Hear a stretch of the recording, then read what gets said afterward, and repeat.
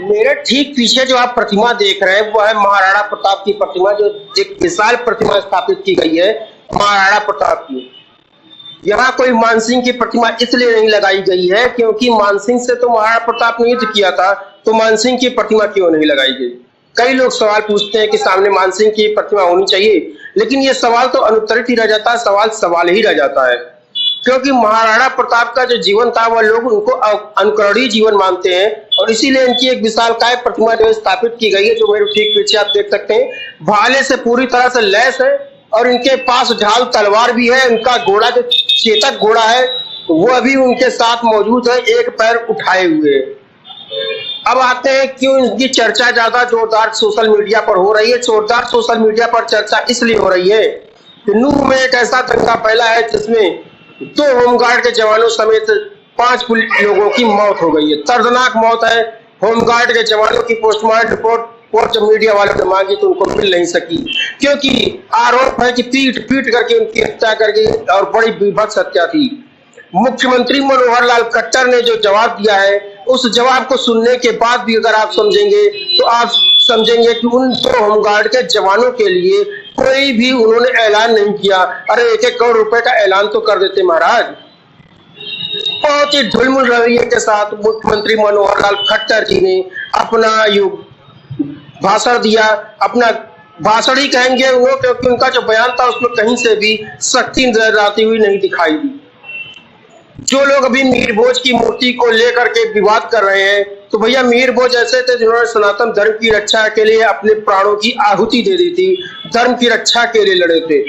तो आप देखेंगे तो यह है भैया महाराणा प्रताप जी की जो है प्रतिमा, जिसको विशाल प्रतिमा जिसको आप देख सकते हैं।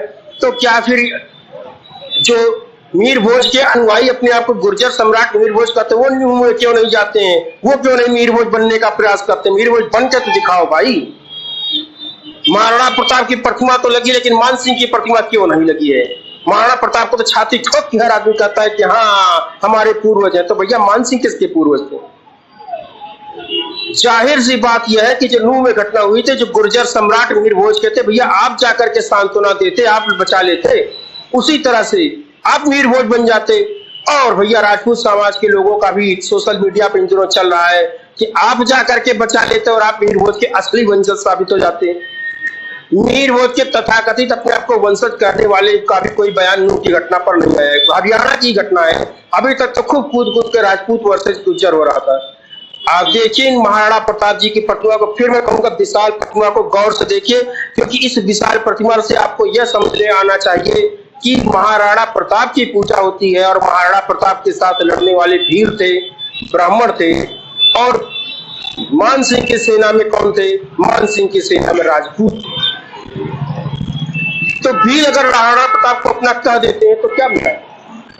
महाराणा प्रताप को अगर वीर अपना कह देते हैं कि हम तो उनके साथ लड़ाई करते, तो सच बोल रहे हो तो भैया आप ही लोग बन जाओ ना। गुर्जर सम्राट मीर भोज है तो भैया आप ही मीर भोज की तरह धर्म की रक्षा कर लो। तो अगर क्षत्रिय सम्राट मीर भोज है तो आप भी धर्म की रक्षा कर लो मीर भोज की तरह।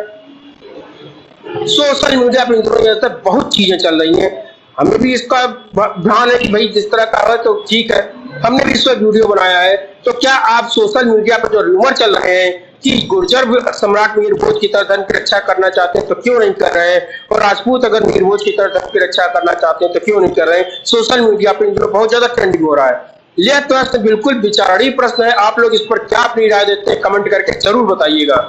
और इस मुद्दे को बहुत बुरी तरीके से सोशल मीडिया में उठाया जा रहा है, हरियाणा के साथ साथ पूरे नॉर्थ इंडिया में उठाया जा रहा है।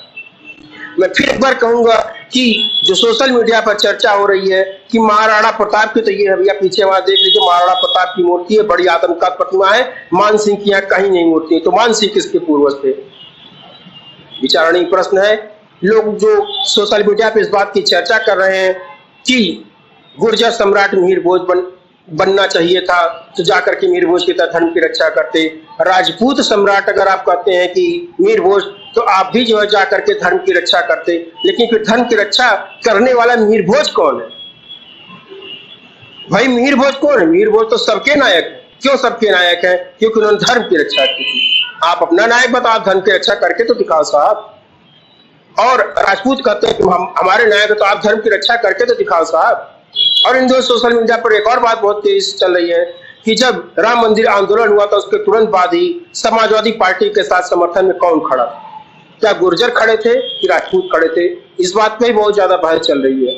तो ये बात ऐसे चलती रहेगी। आप भी हमारे वीडियो को आपने देखा तो आप अपने कमेंट करके राय जरूर दीजिएगा कि गुर्जर सम्राट मीर भोज कौन की तरह धर्म की रक्षा कौन कर रहा है, गुर्जर कर रहे हैं या राजपूत कर रहे हैं।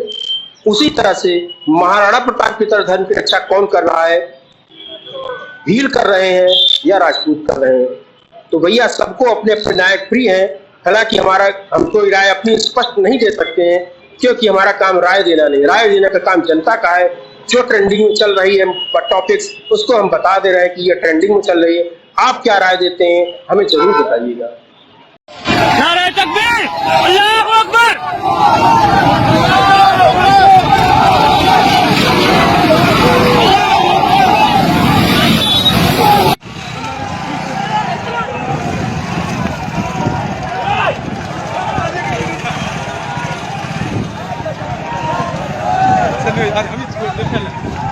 आइए ना कुछ भी यार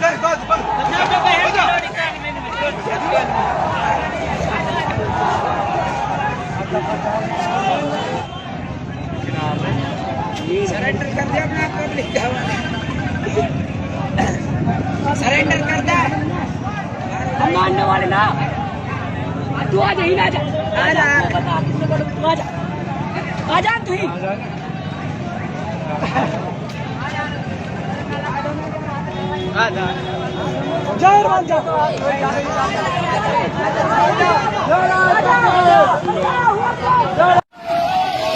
नारे तकबीर, अल्लाहू अकबर।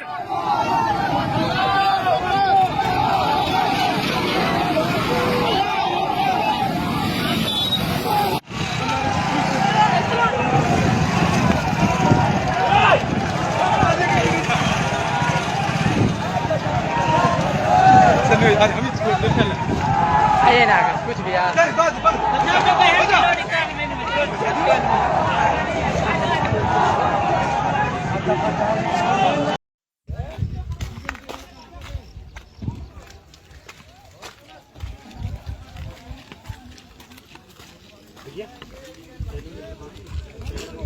ओ या मत ज्यादा ना नुकसान है ना हमारी में ज्यादा होगा।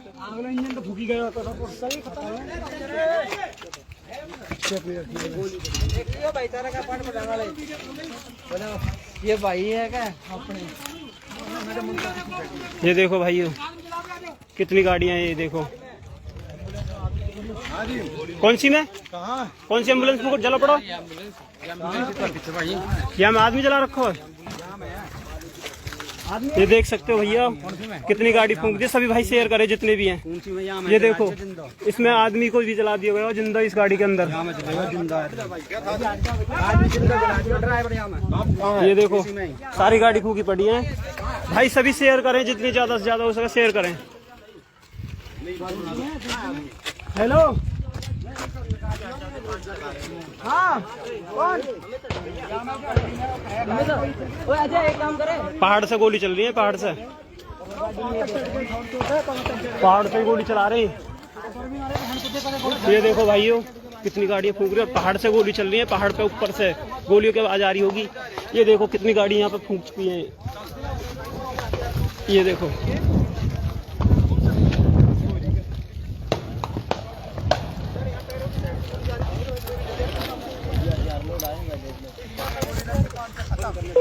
आवाज सुन रहे हो गोलियों की चारों तरफ से। पहाड़ में चढ़े पड़े ये भाई। फोन ना करो भी, कोई भी फोन ना करें। ये देखो कितनी गाड़ी फूकी पड़ी है और पहाड़ पे चढ़े हुए हैं। ये तो वैसी गोली थोड़ी है और इन पे क्या हाल हो रखा है देखिए।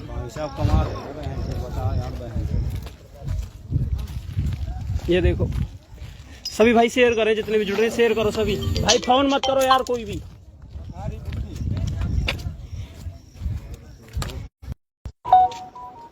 ये देख रहे हो, ये देखो सभी भाई फोन आ रहे हैं भाई। कोई भी फोन ना करे थोड़ी देर।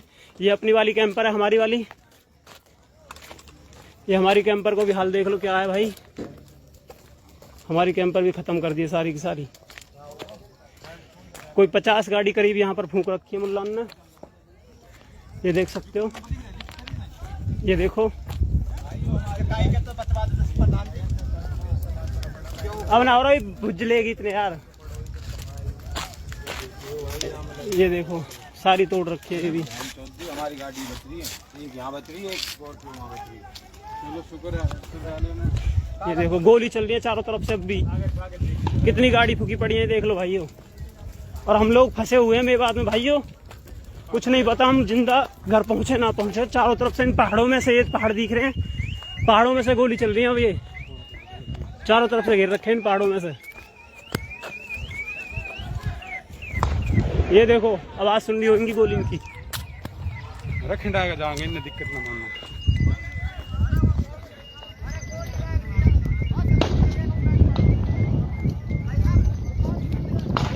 ये देखो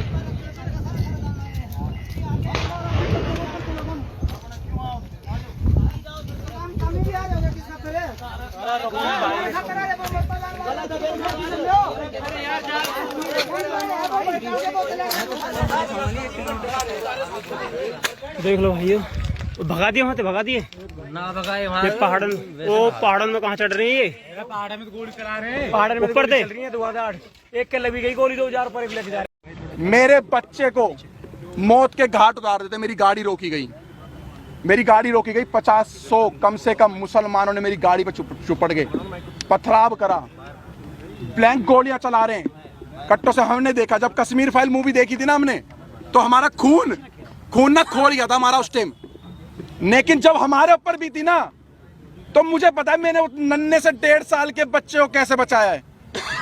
मैं मर जाता, मेरा बच्चा मर जाता, या मेरी वाइफ मर जाती, अगर भगवान मेरा राम अगर मुझे बचा देता ना, तो मैं इस देश के संविधान, इस देश के कानून को साइड में कर देता। अगर मेरा बच्चा मर जाता, जहां पर इस देश का संविधान हमारे बच्चों को और हमारे परिवार को, सनातन को नहीं बचा सकता, जहां पर ये पुलिस, आर्मी और हमारे देश को नहीं बचा सकती, आईपीसी धाराएं नहीं बचा सकती, जहां पर पुलिस वालों पे गोली चल रही है, जहां पे बड़ी बड़ी अधिकारियों को मेवात जैसे एरिया में डंपरों से कुचल दिया जाता है, तो वहां पर इतनी बड़ी यात्रा हो रही थी, 1 से 1.5 लाख व्यक्तियों की, सनातनियों की पूजा करने जा रहे थे, आराध्य करने, अपने आराध्य भोले शंकर जी की। तो वहां पर आर्मी कहां गई, आपकी पुलिस प्रोटेक्शन कहां गई? 500 पुलिस वालों से 1.5 लाख बंदों की सुरक्षा आप करवा रहे थे। मैं आपको सच बता रहा हूं, मैं कोई आपको झूठ नहीं बता रहा। जब मेरी गाड़ी में आप गाड़ी में कितने लोग थे, आप किस तरीके से, कितने बजे की गाड़ी में हम 7, अचानक क्या हुआ वो बताइए। हम लोग 7 से 8 जने थे। जैसे ही हम लोग बरगली चौक वाले रोड पे जैसे ही हम लोग आगे की तरफ बढ़ते हैं, तो हमें दिखता है कि कुछ लोग बाइक के पास खड़े हैं, 6-7 बंदे बाइक ठीक कर रहे हैं। हमें थोड़ा सा शंका हुई कि 6-7 बंदे बाइक ठीक कर रहे हैं। आगे एक ऑटो, कम से कम 10-15 बंदे ऑटो ठीक करने में लग रहे हैं। एक ट्रक, एक डंपर के आगे उन्होंने बाइक को लिटा रखा और ट्रक वाले की गरवान पकड़ रखी है। सब एक प्री प्लान था कि एक हवा बना रहा था कि भाई लगे किसी को कि हम लोग ये हादसे में खड़े हो, लेकिन वो हादसे में नहीं थे।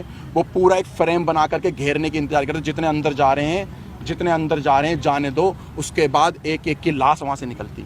70 से ज्यादा गिरफ्तारी हो चुकी है, क्या लग रहा है? 70 से ज्यादा लोग थे, लाखों आदमी इसके अंदर इन्वॉल्व है, लाखों आदमी। और मैं खट्टर साहब का, मैं बीजेपी का विरोध नहीं कर रहा, मैं कांग्रेस का विरोध नहीं कर रहा, मैं किसी पार्टी का विरोध नहीं कर रहा हूं। मैं साफ खट्टर साहब का विरोध करना चाह रहा हूं आपके चैनल के माध्यम से। लेकिन नहीं, मेरी बात सुन लो पत्रकार साहब। खट्टर साहब का एक बयान आया है कि हमने आधे घंटे या 1 घंटे के अंदर पुलिस भेज दी। सारा का सारा फेलियर और झूठ बात है। 3 घंटे तक उस मंदिर पे भी नहीं पहुंची थी, मंदिर के अंदर भी गोलियां चली। गाड़ी लेकर निकले, कहाँ गए?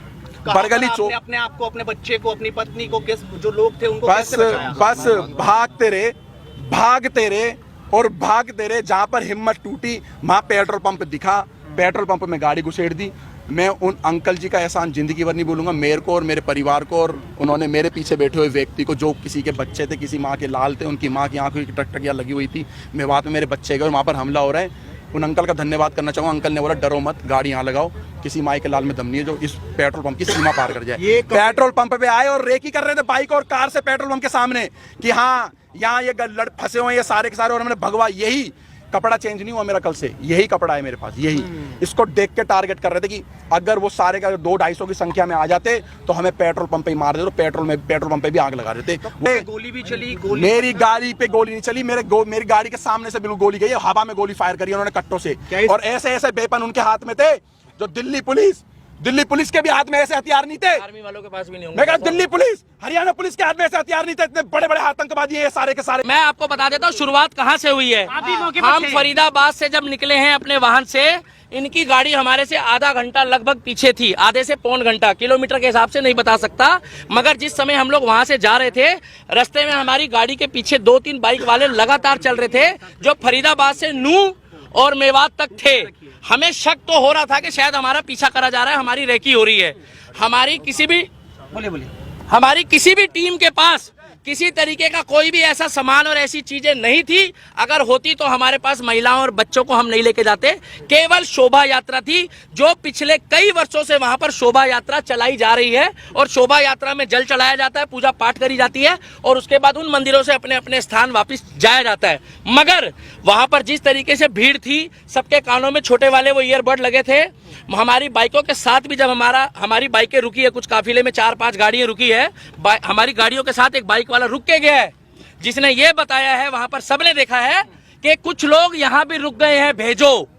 जब हमारे को बोला गया कि ना तो आप यहां से निकल जाओ, पीछे पत्थरबाजी हो चुकी है, और मेरे पास एक वीडियो भी है जब हम लोग वहां से निकले हैं, मैं अभी वो क्लिप नहीं दिखा पा रहा मोबाइल में, उस वीडियो में उस व्यक्ति ने साफ बताया कि सर यहां से आप चले जाओ, वहां पर प्लान बन चुका है कि कुछ लोग आगे फंसे हुए हैं, वो आ रहे हैं, और वो व्यक्ति ने खुल के बताया, मगर मेरी बाइक का नंबर मत दिखाओ। दूसरी बात यह है, हमारे आसपास से पत्थरबाजी हुई है, वहां पर बुजुर्गों ने चलाए हैं, महिलाओं ने चलाए हैं।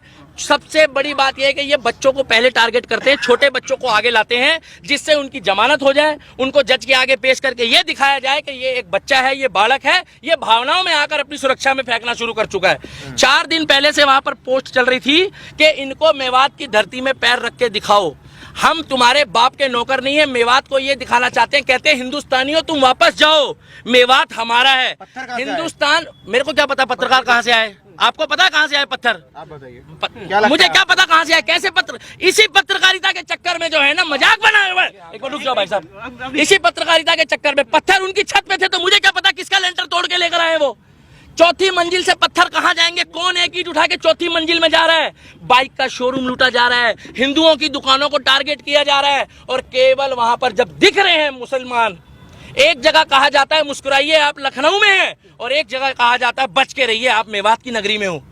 ये फर्क देखा जा रहा है। पूरी तरह से फेलियर था, बिल्कुल फेलियर था। अगर अनिल विज की वहां पर 700 पुलिस थी, 700 पुलिस उन्होंने बताया है, उनके हाथ में हथियार थे जो सरकारी होते हैं संवैधानिक तौर पे, वो सारे बेकार थे, बोकस थे, कहीं कोई लाठीचार्ज नहीं हुआ, वो मूक दर्शक थे। आपके पास वीडियो क्लिप है, आप देखिए। और अगर ये लोग वहां डटकर खड़े नहीं रहते, हिंदू ये वहां लड़ने नहीं गए थे, ये पूजा पाठ करने गए थे, जितने हमारे सनातनी भाई है इनका बहुत बुरा हाल होता। और मैं आपको गारंटी दे रहा हूं, जो सरकारी आंकड़े अभी आ रहे हैं वो सरकारी आंकड़े ठीक नहीं है। अच्छा, घटना का सारा ठीकरा मोनू मानेसर पर फोड़ा जा रहा है। वो तो बोलने को तो मोनू मानेसर पे ठीकरा कश्मीर का भी फोड़ दो, फिर अगर मोनू मानेसर ने करा तो पश्चिम बंगाल में भी फोड़ो, हरियाणा में भी फोड़ो, उत्तर प्रदेश में भी फोड़ो, और आपका क्या नाम है जो मणिपुर में घटना हुई उसके लिए भी बोल दो। मोनू मानेसर का उस घटना से क्या लेना था? ना मोनू मानेसर हमारे साथ था, और ना हमारा सनातनी होने के नाते उस समय कोई मतलब था। हमारा मतलब केवल इतना था कि एक शोभा यात्रा थी। जिस तरीके से मुहर्रम में सारे मुस्लिम एक होकर, जब यहाँ पर इन्होंने खुद नागलोई में दंगा करा, वहां कौन मोनू मानेसर था?